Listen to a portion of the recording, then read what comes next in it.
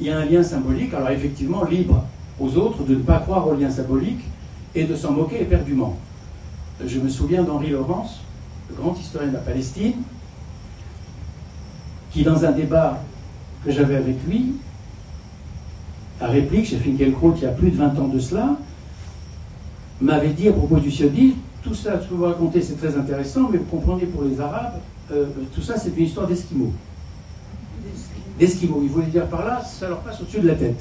Ça leur est complètement étranger. Bon, libre à eux. Sauf que la réalité du lien symbolique, elle est là. Tant pis pour les Arabes s'ils méconnaissent ce lien symbolique. Mais il faut faire avec la réalité. La réalité, c'est que le lien symbolique existe. Et d'ailleurs, ce qui est très étonnant, même si aujourd'hui ce n'est pas le lieu d'en parler, c'est qu'au tout début du sionisme, les premiers Arabes à s'affronter au mouvement sioniste ont reconnu que les Juifs revenaient en Palestine. Ils emploient le mot « revenez en Palestine ».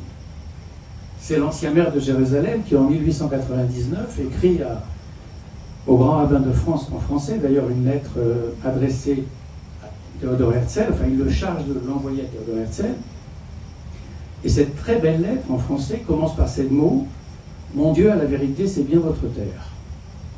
Vous revenez ici. » Et quand vous prenez la correspondance entre Faisal et Weizmann, quel que soit l'accord qu'ils ont conclu, peu importe, à plusieurs reprises, Faisal dit, et pas seulement dans la correspondance avec Weizmann, mais il le dit également aux Anglais, qu'il est heureux de voir les Juifs revenir dans leur patrie.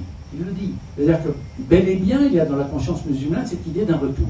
Ensuite, ça a été oublié. Bon. Donc, le premier